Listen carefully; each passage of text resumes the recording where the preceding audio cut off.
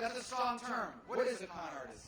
A con artist is someone who preys upon a vulnerability, who goes to people who are struggling and says to them, I've got answers, I know what to do. I've got a great deal for you. I'm very successful, and I've got a great deal for you that's going to make you successful. Donald Trump has done this before. It had a name. It was called Trump University. Let me tell you what Trump University was. This is why I talk about it. It's not just the people that went there have been calling us, emailing us. Their stories will outrage you. They're heartbreaking. But let me explain. It was this program. There's a video. Go on YouTube. You'll see it. In fact, go on my website. We'll put it up. MarcoRubio.com. So you can see it. It's a promotional video where he's saying, I am the most successful developer in the history of all mankind, and I am going to teach you how to be just as successful as me. We're going to have the best people. We're going to have the smartest people.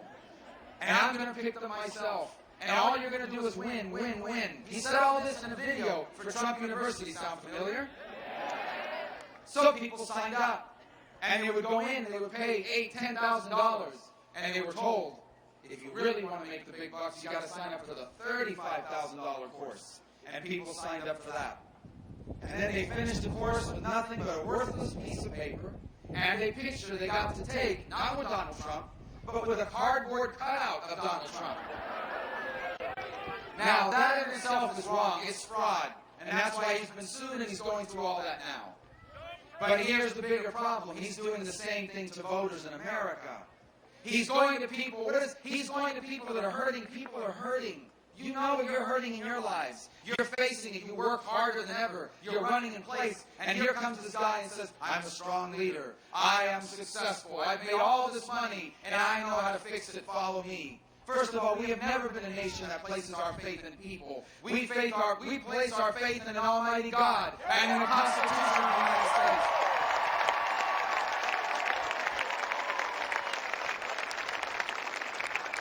We don't have a king in America. We are a nation led by our fellow citizens who are allowed to serve us for a time in government. A government that exists not to tell us what our rights are, not to decide the course of our lives. A government that exists to protect the rights that come from our Creator, the right to life, the right to liberty, and the right to pursue happiness. These are our God-given rights. So here he comes to people that are struggling and he says, I am a tough guy. He's not a tough guy. The other day he told a protester, I want to punch you in the face. Donald Trump has never punched anyone in the face. Ever. Okay? Ever. He got deferments from the Army. He didn't serve in Vietnam. He didn't volunteer. And he got deferments because he had injuries from squash. All right? So, he's not a tough guy. First guy that begged for Secret Service protection, Donald Trump. Okay. He's not a tough guy. Number two, he's not as successful as he makes himself sound. All of these buildings with his name on them, he doesn't even own them. He rents out his name. The ones he does own, you know who helps build them? Illegal immigrants, even though he's Mr. Anti-Illegal Immigration. He said he's going to fight for American jobs, but in Florida and other hotels, Americans are applying for those jobs, and he's not hiring them. He says he can't find Americans qualified to do the jobs my parents did, as a maid, as a cook, as a bartender, so he hires people from abroad. That's a fraud. This is a guy who says, I'm going to take on China because they're stealing our jobs. Well, that's where he makes all of his suits and ties, in China and in Mexico and in Indonesia. You want to start bringing jobs back to America? Bring your Trump line collection back to America and have those jobs created here.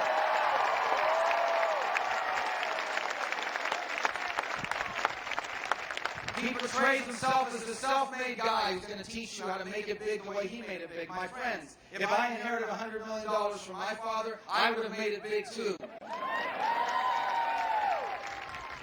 This is a con job of the highest order. The problem is, the consequences will not just be a picture with a cheap cardboard cutout.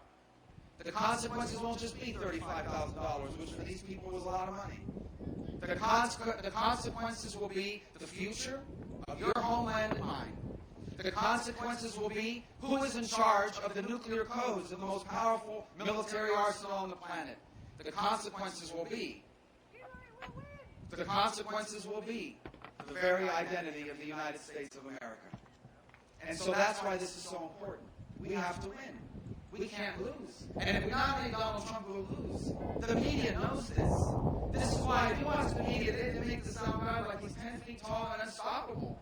The guy hasn't ever gotten a majority vote anywhere. In most states, 65 to 70% of the people don't want him. The problem is it's divided up among 4 people. We have to bring that to an end. We have to rally now, not just to stop Donald Trump, but to save the conservative movement.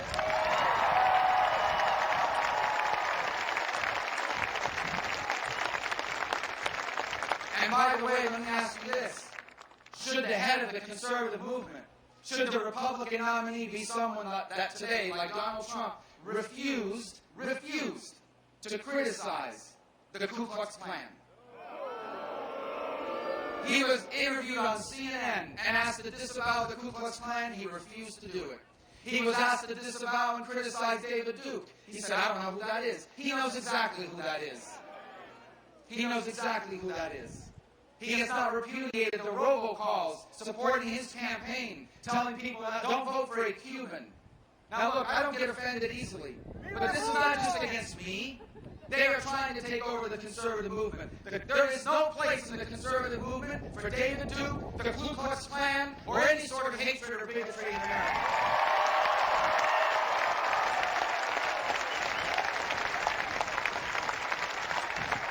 So, we have to win. We have to win this election. And we have to win this primary. And we will win if you nominate me. If you nominate me, I will unite this party. And I will grow it. We are going to take our message to people that are living the way I live. We are going to take our message to people that are struggling paycheck to paycheck, the way I grew up, the way my parents had to raise us. If you give me 1 second, this young lady here doesn't feel well. Can we get her some help?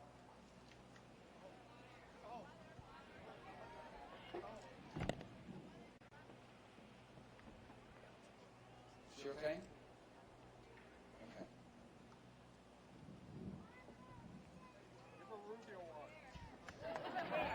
She's going to be okay, I think.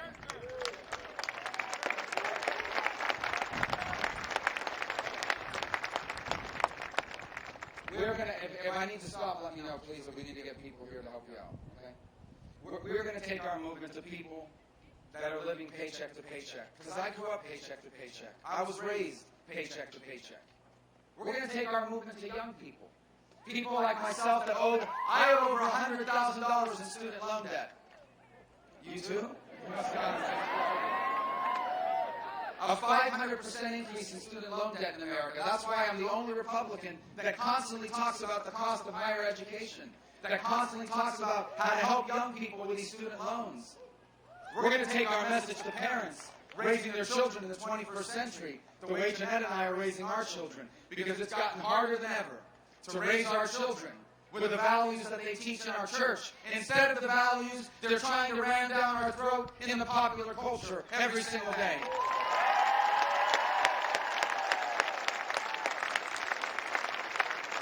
We will unite this party, and we will grow this movement, and we will win this election, and then there's a lot of work to do. When I'm President of the United States, for the first time in 8 years, we are going to have a president that follows the Constitution of the United States of America.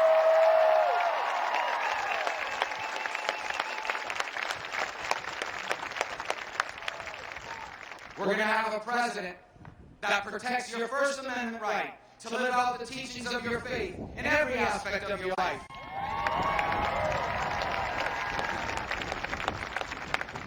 I've been a strong defender of that right. That's why today I'm so proud that the founder of Hobby Lobby has endorsed my campaign, because he knows that I will fight for the principle of the First Amendment and religious liberties. We, for the first time in 8 years when I'm president, we are going to have a president that protects your Second Amendment right to defend yourself and your family.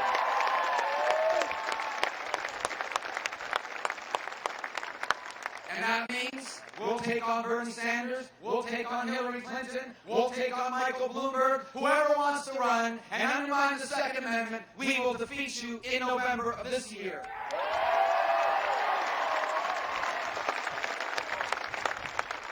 When I'm president, you will have a president that believes in a limited federal government. The federal government is not supposed to be in charge of everything in our country. When I'm president, I will know that most of the answers in our country aren't even in government.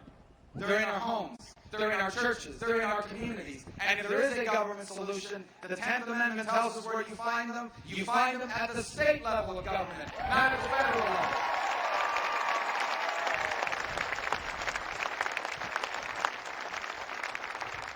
I will support and defend and protect the Constitution of the United States. But there's a couple things I'd like to see added to the Constitution. I want term limits on Congress and on members of the judiciary.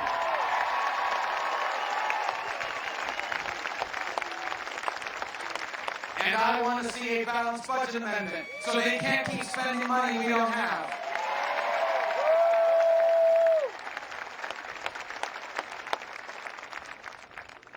And to prove that I am going to follow the Constitution, on my first day in office, as soon as I walk into the Oval Office, I will immediately repeal every single one of Barack Obama's unconstitutional executive orders.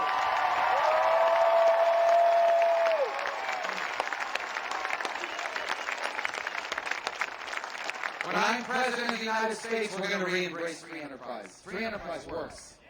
I didn't learn that in a book. Well, I learned it in a book too, but I also learned it in real life. You see, my parents were not rich people. My father was a bartender. My mother was primarily a maid, a stock clerk at Kmart. And I know free enterprise works because that's why they had a job. My parents had a job.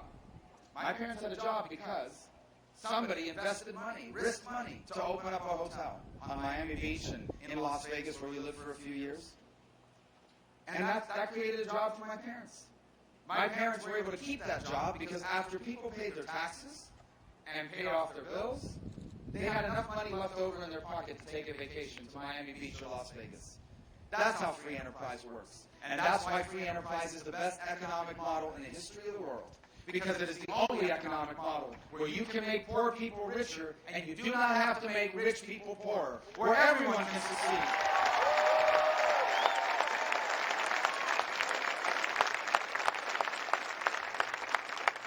Free enterprise is not corporatism. Free enterprise is not cronyism. Free enterprise is the ability to be able to start a business out of the spare bedroom of your home. Free enterprise is the ability to be able to take your life savings and quit your job and start your own business and compete against your former boss and one day be as good or better than they are. That's free enterprise. And how do we reinvigorate it? Go to my website. You'll see the details at marcorubio.com. I have a plan to fix our tax code so we can compete in the world again. I have a plan to roll back these ridiculous federal regulations, especially these crazy environmental regulations that do nothing for the environment but are destroying our economy. I have a plan. I have a plan to save Social Security and Medicare, and I have a plan to balance our budget in the process. I have a plan to fully utilize all of the energy resources God has blessed America with. Oil and gas and coal and solar and wind, we'll use it all. But we are going to fully utilize our energy resources. And I have a plan. I have a real plan to deal with health care. It is not just about the lines around the states. I have a real plan to repeal and replace Obamacare once and for all.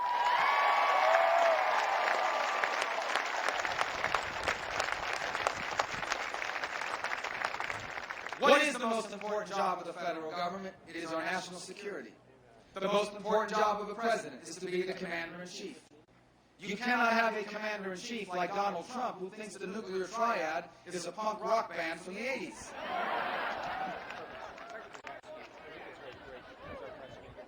I hope it's not really a punk rock band because I don't know the He said they didn't succeed either, yeah. They were huge.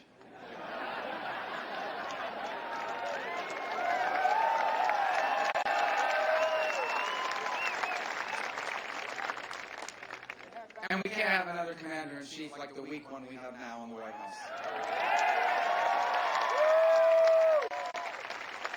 Today, the world is incredibly dangerous. You have a lunatic in North Korea with access to nuclear weapons. The Chinese government is hacking our computers, stealing our inventions, taking over the South China Sea, rapidly building up their military, and oh, by the way, they also make Donald Trump shirts and ties. Vladimir Putin in Russia is sowing instability in Europe and in the Middle East.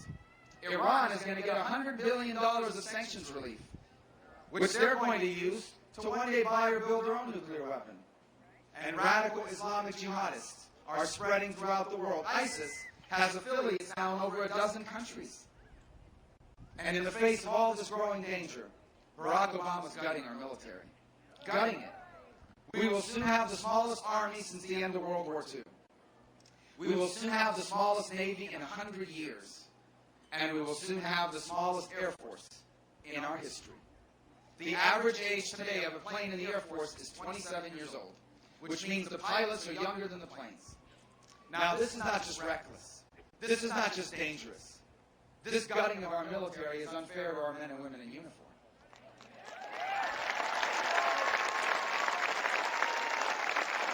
Because we are still asking them to go into harm's way, but with older equipment and less of it, with less training hours and less people alongside them. And by the way, we're asking them to go into harm's way with the rules of engagement that do not allow them to win. This needs to change, and it will when I'm president. When I am president of the United States, we are going to undertake a Reagan-style rebuilding of the United States military.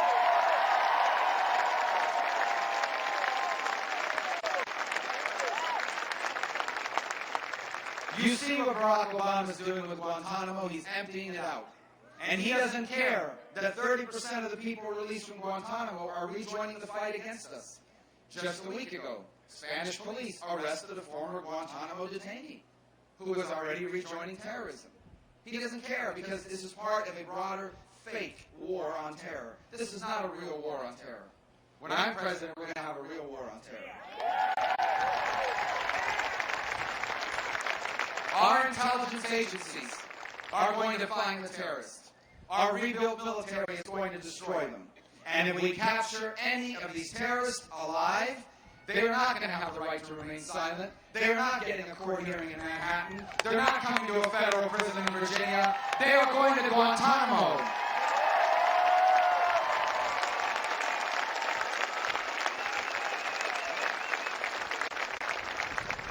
When I'm president of the United States, our allies will know that we're their allies. For example, in the entire Middle East, there is only one pro-American free enterprise democracy in the whole Middle East, Israel. Okay? The other night at the debate, they asked Donald Trump, you said that in this dispute between the Palestinians and Israel, you're going to be neutral. He says, yes, I'm going to be neutral because we got to be able to cut a deal. Listen, I'm not going to be neutral. When I'm president of the United States, we are going to be 100% on Israel's side every single time.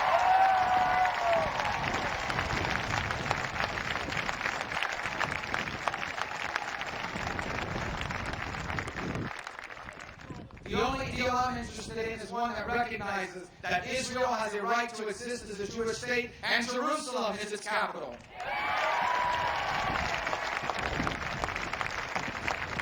And the world will know that we're serious about our commitment to Israel because on my first day in office, I will cancel Barack Obama's deal with Iran.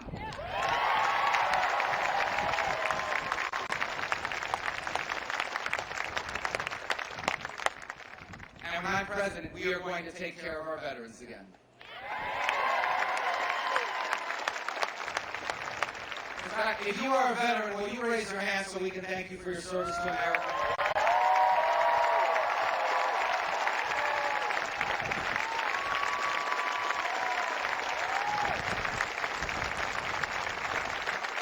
As I was walking in, this gentleman here is a disabled veteran. There are millions of veterans across America. In my office, in the Senate. Number 5, yes, sir. In my office in the Senate, 1 out of 4 of the calls that come in are veterans who are having some sort of dispute or trouble with the VA. One of them is my brother. My brother was a Green Beret in the 7th Special Forces from 68 to 71. And one day, yeah, I clapped for him too. Thank you.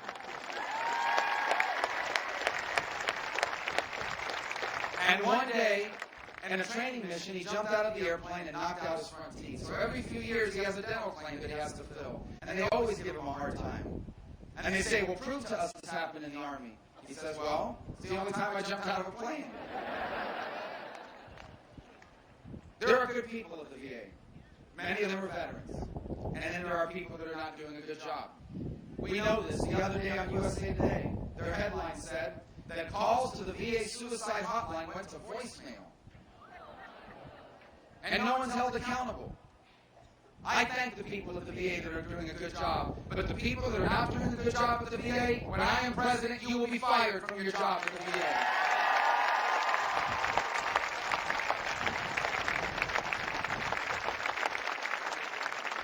And by the way, when I'm president of the United States, our veterans will be able to take their VA benefits to any hospital or any doctor that they want to go to.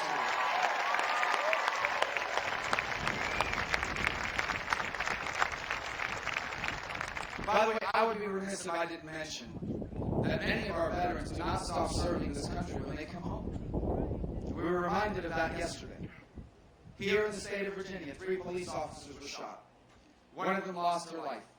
She was a Marine reservist on her first day at work.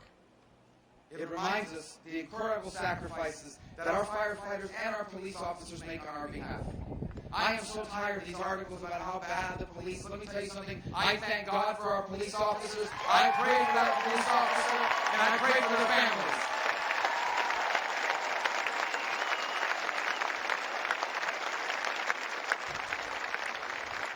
So we have 2 more events in Virginia today, so we're excited. But I'm going to close with some comments for you that I hope will leave you fired up, not just about Tuesday, but what is to come for our country. You see, I know that times are tough. Believe me, I do. I have many people in my neighborhood, in my family, in my life, people that I care for who are struggling. A lot of people have begun to lose some hope about the future of America. I know the times are difficult, but I want you to know that we are a few important decisions away from triggering the greatest era in our history. That won't happen if we stay on the road we're on right now. If we stay on the road we are on right now, we're going to have to explain to our kids why they are the first Americans ever whose parents left them worse off than themselves. It doesn't have to be that way. For 200 years, ours has been a nation where each generation left the next better off. I know this deeply and personally because my parents did that for me. My parents weren't born in America. They were born to poor families on the island of Cuba. And they came here in 1956 with little education, no money, barely spoke any English. The first words in English my father learned were, "I'm looking for a job." They worked very hard. Their first years here were difficult. They were discouraged, but they persevered. You know that less than 10 years after my parents came here under those conditions, my father, working as a bartender on Miami Beach, was able to buy a home in a safe and stable neighborhood. As the years would go by, they would continue to work hard, and they never made a lot of money. But they retired with dignity and security, and they lived to see all 4 of their children live a life better than their own. I tell you that story because I want you to know a little bit about what drives me. But I also tell you that story because it's not just my story. It's our story. Every single one of us in America is a generation or 2 removed from someone who made our future the purpose of their lives. Every single one of us. Maybe it was the sacrifices your grandparents made for your parents. Maybe it's the sacrifices your parents made for you.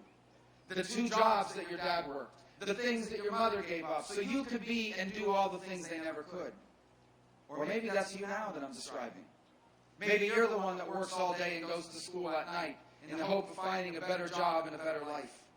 Maybe you're the one that's put aside your own dreams so your children can be anything they want. This is our story. This is who we are. And this is what makes us different. Every country in the world has rich people. We lift up success in this country. We celebrate financial success. But every country has rich people. What makes us special are the millions and millions of people that never become famous and never become rich, but they achieve happiness.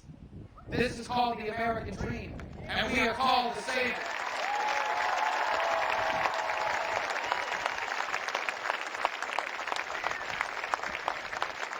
But the American dream was never automatic. It didn't happen on its own. It happened because for over 200 years, each generation before us did their part, and when I'm president, we will. When I'm president, we will do our part. And when our work is done, history will say that this was the generation that didn't just save the American dream, it expanded it.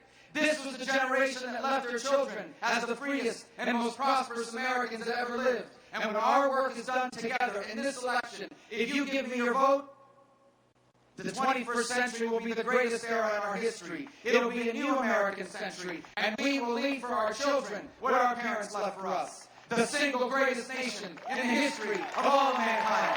Thank you. I need your vote. God bless you. Thank you.